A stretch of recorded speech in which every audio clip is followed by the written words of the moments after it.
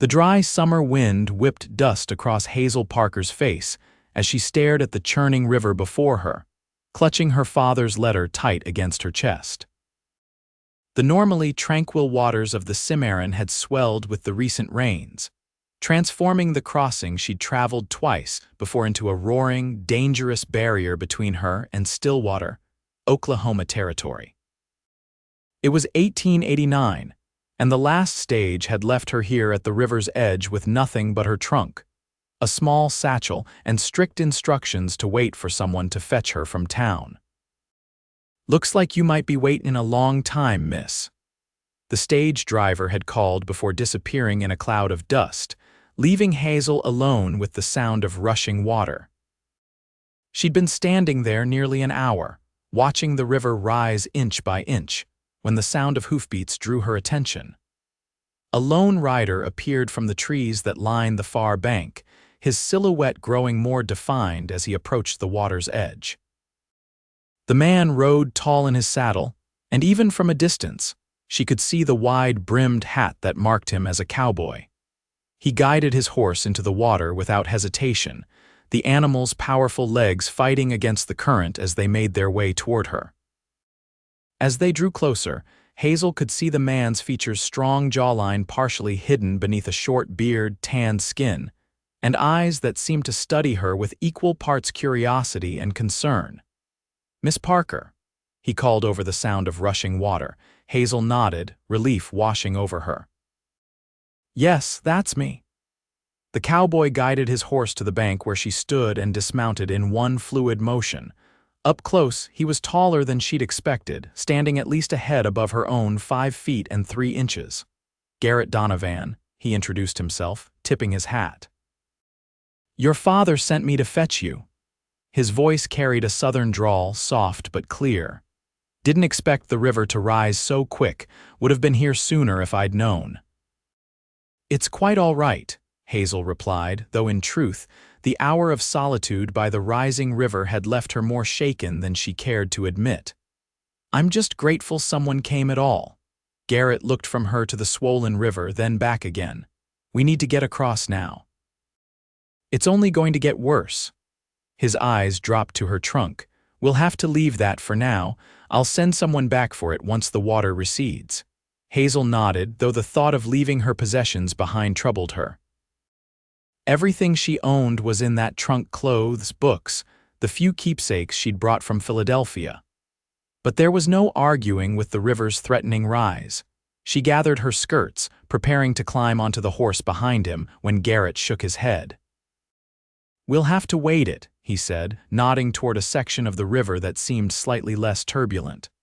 "Horse can't carry us both across in this current." Fear clutched at Hazel's throat. "Wade, but I know it looks bad," he acknowledged, "but I've crossed it before when it's been high."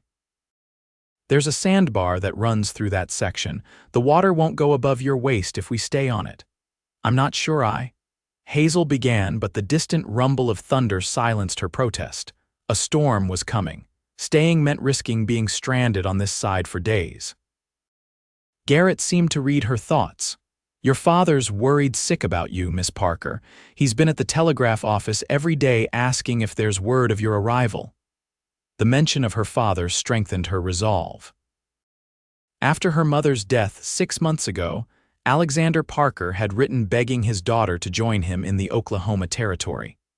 He'd moved west 2 years prior to open a general store in Stillwater, hoping to establish himself before sending for his wife and daughter. Now Hazel was all he had left. "Very well," she said, removing her small hat and tucking it into her satchel, which Garrett secured to his saddle. She followed him to the river's edge, watching as he removed his boots and rolled his pant legs up to his knees. Hazel hesitated, painfully aware of how improper it would be to remove any of her own garments. But her practical nature won out. The heavy woolen skirt would only drag her down in the current. She slipped off her shoes and stockings, placing them in the satchel as well. The cool water lapped at her ankles as she took her first tentative step into the river. The current immediately pushed against her legs, stronger than she'd anticipated. She gasped, stumbling slightly. Garrett was at her side in an instant, his hand steady under her elbow. "Take it slow," he advised. "One step at a time. Feel for the sandbar with your feet." They waded deeper, the water climbing higher with each step. When it reached her knees, Hazel felt her skirt begin to float around her, the fabric billowing in the current like a sail. By mid-thigh, she was fighting not just the water but the weight of her sodden clothing. "The river's rising faster than I expected," Garrett said, concern edging his voice. "We need to move a bit quicker." They pressed forward, but each step became more difficult than the last. When they reached the middle of the river, the water surged suddenly, rising to Hazel's waist in moments. Her skirt floated up around her, swirling in the current, threatening to pull her off balance. A broken branch swept past, catching on her skirt and tugging her sideways. Hazel cried out, losing her footing on the sandbar. The current caught her immediately, pulling her downstream. "Garrett!" she screamed, arms flailing as she fought to stay above water. He was there in an instant, one strong arm wrapping around her waist while the other fought against the current. "I've got you," he shouted over the rushing water. "Stop struggling and hold on to me." Hazel clutched his shoulders, her fingers digging into the wet fabric of his shirt. He managed to get them both upright, but the sandbar was lost to them now. The water swirled around her chest, the river rose around her skirt, pulling and tugging like a living thing determined to claim her. "We can't go back," Garrett said, his face inches from hers. "We have to make for the far bank." Hazel nodded, too terrified to speak. She could see the fear in his eyes as well, though he was clearly fighting to conceal it. The cowboy took her hand and said, "You'll cross beside me." His grip was firm, reassuring. "Stay close, match my steps." Together they fought the current, moving diagonally toward the opposite shore. Every step was a battle. Twice more Hazel nearly lost her footing, but each time Garrett's steady hand kept her upright. Her arms and legs burned with the effort of fighting the river, but she didn't dare stop. When her feet finally found purchase on the rising bank, Hazel nearly collapsed with relief. Garrett didn't release her hand until they were well clear of the water, both collapsing onto the muddy ground, gasping for breath. "Thank you," she managed between deep breaths. Don't mention it," he cut her off, pushing wet hair from his face. Anyone would have done the same. But Hazel knew that wasn't true. Not everyone would have risked their life for a stranger, fighting the river to bring her safely across. Looking at Garrett Donovan now, dripping and muddy, but with concern still evident in his eyes, Hazel felt something shift inside her. This wasn't the Oklahoma territory she'd imagined from her father's letters. It was wilder, more dangerous, but perhaps it held more promise than she'd dared to hope. "Stillwater's about 3 miles that way," Garrett said, gesturing toward a dirt road visible through the trees. "My horse knows the way. Think you can ride?" Hazel nodded, suddenly aware of her bedraggled state, wet dress clinging to her legs, hair falling from its pins, feet bare and muddy. What would her father think when she arrived in such a condition? What would the townspeople say? As if reading her thoughts, Garrett offered a small smile. "Don't worry about how you look. In these parts, folks understand that sometimes the journey's rough. It's getting there that counts." He helped her onto his horse, then mounted behind her. The closeness was improper by Philadelphia standards, but Hazel found herself too exhausted to care. As they rode toward Stillwater, her future home, she leaned slightly against Garrett's chest, drawing comfort from his steady presence. "Your father's a good man," Garrett said after they'd ridden in silence for a while. "He's helped a lot of folks in town, including me." "How so?" Hazel asked, curious about this connection. "I work at the Red Rock Ranch about 10 miles outside town.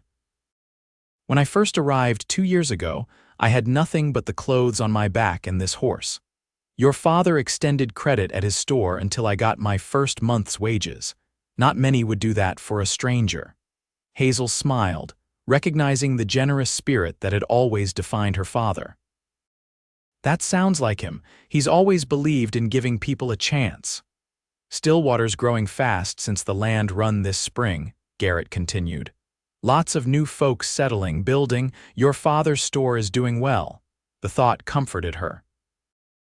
After the isolation of the last few months in Philadelphia, dealing with her mother's affairs and closing their home, the prospect of a bustling new community held appeal.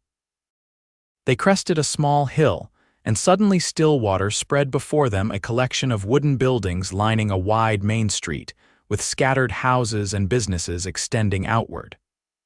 It was smaller than Hazel had imagined, but there was an energy to it, visible even from a distance. New construction stood alongside finished buildings, and people moved purposefully through the streets despite the threatening storm clouds. "It's not Philadelphia," Garrett said, a hint of apology in his tone. "No," Hazel agreed, "it's not." But there was no disappointment in her voice. Philadelphia held too many painful memories now: her mother's long illness, the empty rooms of their family home, the sympathetic but distant relatives who had made it clear they had no place for her. They rode into town as the first raindrops began to fall. People hurried along the boardwalks, seeking shelter from the coming storm. Garrett guided his horse directly to a two-story building with Parker's General Merchandise painted in large letters across the front. Before they even dismounted, the door flew open and a man rushed out, heedless of the rain. "Hazel," Alexander Parker called, his face lighting with joy and relief. Garrett helped her down, and Hazel ran to her father's embrace, suddenly overwhelmed by emotion. It had been 2 long years since she'd seen him, and the months since her mother's passing had been the loneliest of her life. "You're soaked through," her father said, pulling back to look at her. "What happened?" "The river," she began, but couldn't find the words to explain the terrifying crossing. "Cimarron's running high," Garrett supplied, leading his horse under the awning. "Had to wade across. Your daughter showed real courage, Mr. Parker." Alexander turned to the cowboy, gratitude plain on his face. "Thank you for bringing her safely, Garrett. I knew I could count on you. Her trunk's still on the other side," Garrett explained. "I'll go back for it once the water recedes." "No rush," Alexander assured him. "What matters is Hazel's here now." He turned to his daughter. "Let's get you inside and dried off. Mrs. Wilson has rooms to let above the millinery shop. I've arranged for you to stay there until we find something more permanent." Hazel nodded, suddenly aware of how exhausted she was. The journey from Philadelphia had taken nearly a week, and the river crossing had drained what little energy she had left. "Could Mr. Donovan join us for dinner?" she asked, surprising herself with the request. "To thank him properly for his assistance." Alexander glanced between them, a knowing look crossing his features. "Of course, Garrett's always welcome at our table." He turned to the cowboy. 7 o'clock at the hotel dining room, they set a decent meal. Garrett hesitated, looking down at his muddy clothes. "I should get back to the ranch." "Nonsense," Alexander interrupted. "In this weather the trails will be washed out. Stay in town tonight. The hotel has rooms." After a moment's consideration, Garrett nodded. "Thank you, sir. I appreciate the invitation." As they parted ways, Garrett to the livery stable, Hazel and her father to the millinery. Hazel found herself watching the cowboy's retreating figure. There was something about Garrett Donovan that intrigued her, beyond his role in her rescue. A quietness that suggested depths beneath his capable exterior. "He's a good man," her father said, noticing her gaze. "One of the most reliable workers at Red Rock, owners grooming him for foreman from what I hear." Hazel tore her eyes away, feeling a flush rise to her cheeks. "I'm just grateful for his help today." Alexander smiled knowingly, but said nothing more as they made their way through the rain to begin Hazel's new life in Stillwater. The dinner that evening proved surprisingly enjoyable. Garrett arrived in clean clothes, his dark hair still damp from washing, and Hazel found herself drawn to his quiet confidence. He spoke little of himself, despite her gentle probing, but showed genuine interest in her life in Philadelphia and her journey west. "What made you come to the Oklahoma Territory?" she asked as they finished their meal. Garrett considered the question for a moment. "Needed a fresh start," he finally said. "My family lost everything in the war. Our land in Georgia, most of our money." By the time I was grown, there wasn't much left for a youngest son except to head west and make my own way. The war ended 24 years ago, Alexander noted. Yes, sir, Garrett agreed, but some parts of the South are still recovering. My older brothers stayed to rebuild what they could. I wanted something different. And have you found it? Hazel asked. A small smile touched Garrett's lips. I believe I'm getting closer. Over the following weeks, Hazel settled into life in Stillwater. Her father's store became her domain during the day, where she applied the bookkeeping skills she'd learned at her mother's side. In the evenings, she explored the growing town, making acquaintances among the women her age and attending the occasional social gathering. Garrett Donovan appeared in town every Saturday, ostensibly to purchase supplies for the ranch. He always stopped by the store, sometimes lingering to help with a delivery or offer assistance with a stubborn shelf that needed hanging. His visits became the highlight of Hazel's week, though she was careful not to show it too plainly. One Saturday in late August, Garrett arrived earlier than usual, wearing his best shirt and a somewhat nervous expression. Miss Parker, he began formally, there's to be a harvest dance next weekend at the schoolhouse. I was wondering if you might allow me to escort you. Hazel felt her heart quicken. I would like that very much, Mr. Donovan. The relief on his face was almost comical. I'll come by at 6 then, if that suits you. It suits me perfectly, she replied, unable to suppress her smile. The harvest dance was Stillwater's largest social event of the season. The one-room schoolhouse had been transformed with autumn decorations, dried corn husks, pumpkins, and colorful leaves adorning every available surface. A small band played lively tunes while couples whirled around the cleared floor. Hazel wore her best dress, a deep blue that complemented her eyes. When Garrett first saw her, he stopped mid-stride, an expression of such genuine admiration on his face that Hazel felt her cheeks warm. You look beautiful, he said simply. Thank you. She took in his clean-shaven face and neatly pressed shirt. You clean up rather well yourself, Mr. Donovan. The evening passed in a whirl of music and laughter. Garrett proved to be an excellent dancer, guiding Hazel confidently through waltzes and reels. During a break, they stepped outside for fresh air, the cool night a welcome relief after the warmth of the crowded schoolhouse. I've never seen so many stars, Hazel remarked, gazing upward at the brilliant canopy above them. One of the things I love most about this place, Garrett said, following her gaze. Makes a man feel small, but in a good way, like there's so much more to the world than our daily troubles. Hazel turned to look at him, struck by the thoughtfulness of his words. In the moonlight, with his guard lowered, he seemed different, younger somehow, and more open. Tell me something true about yourself, Garrett, she said impulsively. Something no one else in Stillwater knows. He considered the request for a long moment. I write letters to my mother every Sunday, he finally admitted. She never learned to read, so my sister reads them to her. I tell her about the ranch, the people here, the land. He paused.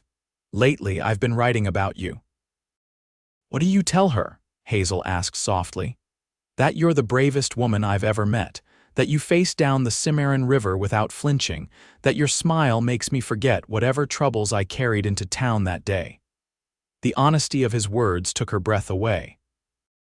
Before she could respond, he continued, Now it's your turn. Tell me something true.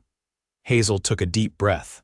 I was terrified to come here. After my mother died, I felt so alone. Father's letters were full of enthusiasm about this place, but all I could think was that it was wild and dangerous and nothing like home. She looked around at the small town, hearing the music and laughter from the schoolhouse. But now I'm starting to see what he sees, possibility. A place where what matters is who you are, not who your family was or what mistakes you've made in the past. Is that why you came? To escape mistakes? Garrett asked gently. No, she admitted. But I was engaged briefly in Philadelphia to a man my parents' friends thought suitable. When I broke it off, there was talk, nothing scandalous, just disappointment, suggestions that I'd missed my opportunity. She shook her head. I couldn't bear their pity. What made you end it? He was kind enough and certainly respected in the community.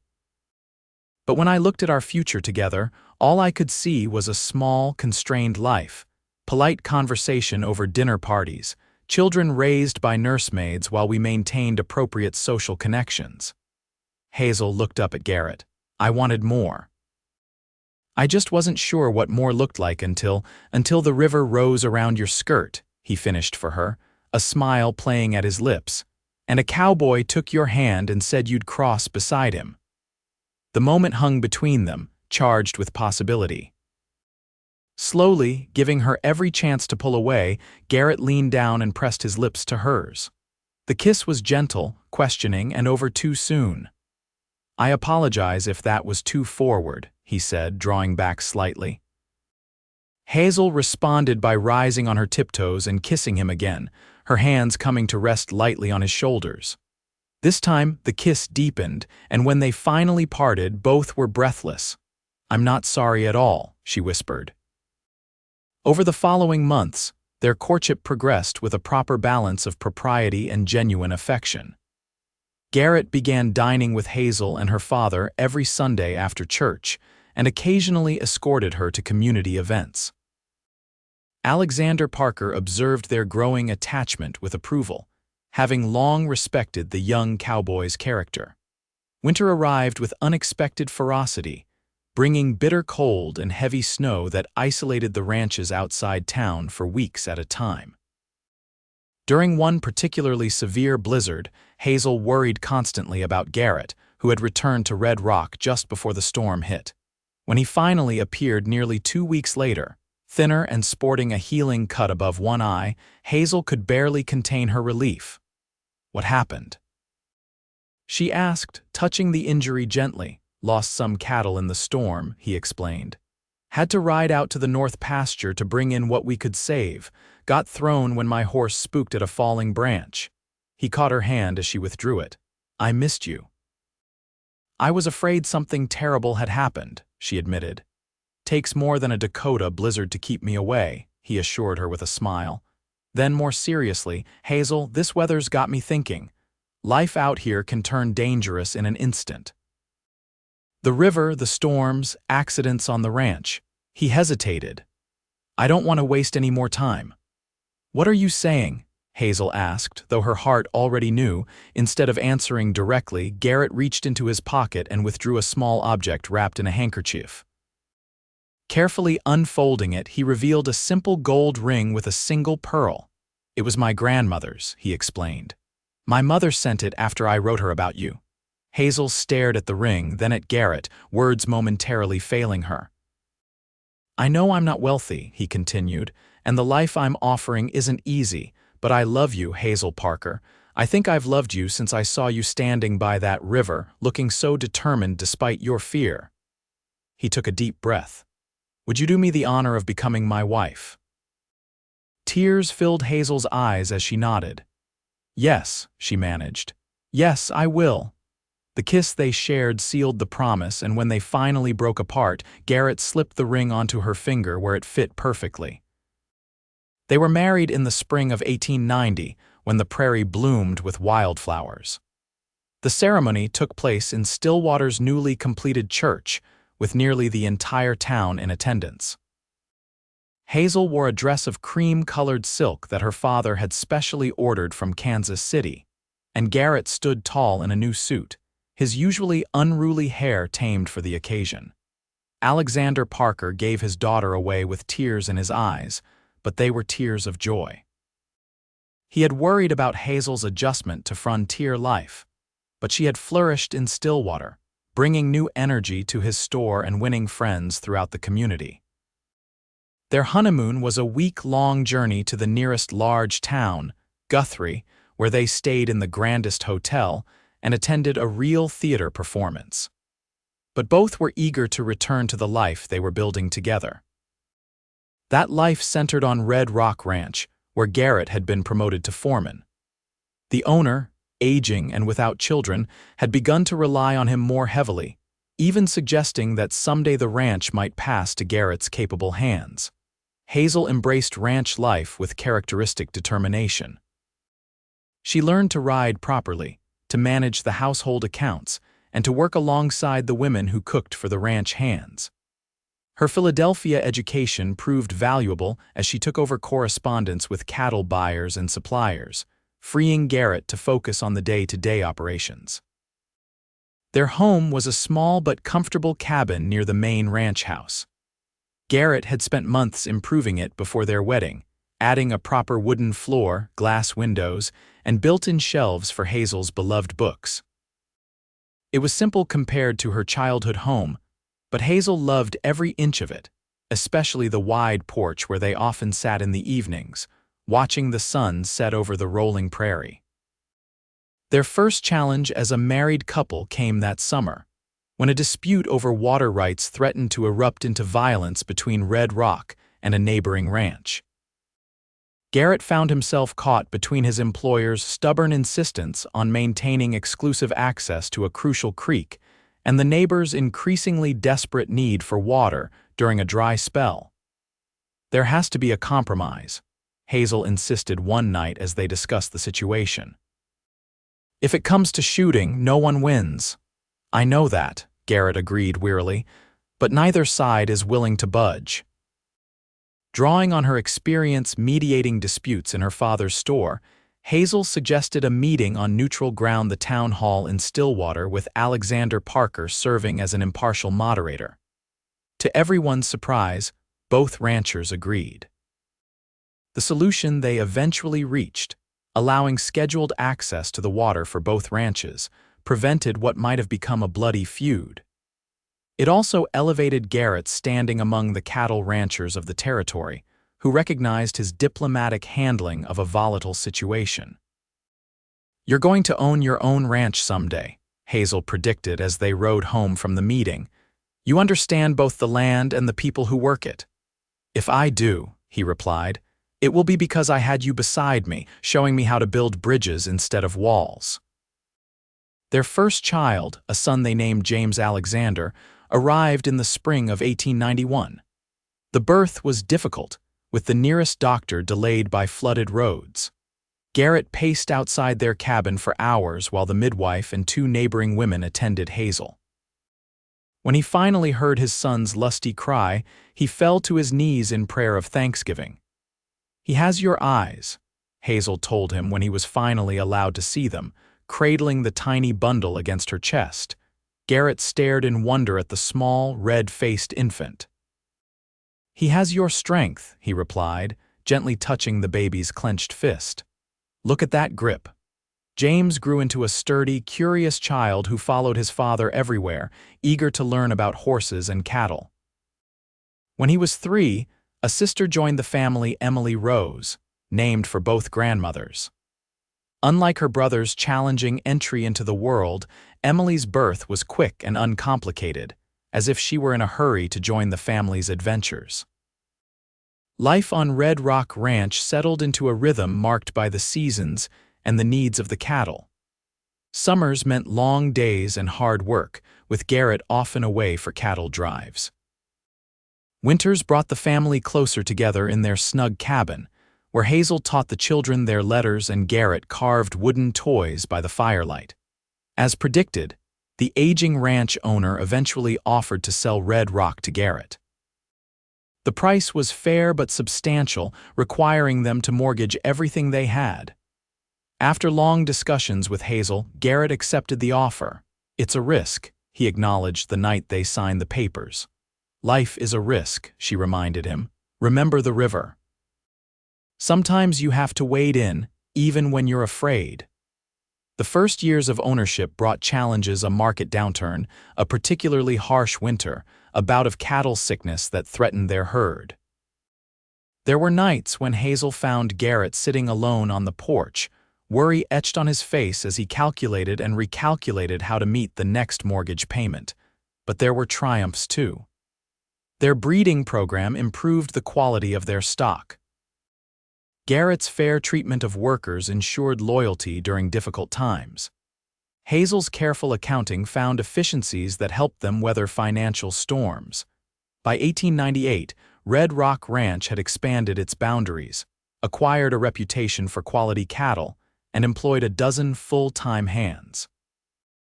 The Donovan family had grown as well, with the addition of another son, Thomas, now 2 years old and already showing his father's affinity for horses. One spring evening, as they watched their children play in the yard of what was now a proper farmhouse, Hazel turned to her husband. "Do you remember what you told me the night of the harvest dance? About the stars making you feel small but in a good way?" Garrett nodded, his arm tightening around her shoulders. "That's how I feel about our life together," she continued. "It's bigger than I ever imagined it could be. Not always easy, but always worth it." "I still can't believe you said yes to a penniless cowboy," he mused. "You weren't penniless," Hazel corrected him. "You had a horse, a job, and the courage to wade into a river to save a stranger." She leaned into his embrace.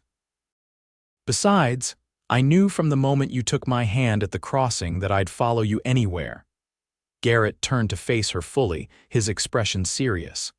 "You know, I've crossed that river probably 100 times since then. Not once has it been as high as it was that day. If you'd arrived a day earlier or later, we wouldn't have met the same way," Hazel finished, "but I like to think we would have found each other somehow." "Perhaps," he agreed, kissing her forehead, "but I'm grateful for that river and its timing. It brought me the greatest treasure of my life." As twilight deepened around them, their children's laughter carrying on the evening breeze, Hazel reflected on the journey that had brought her to this moment.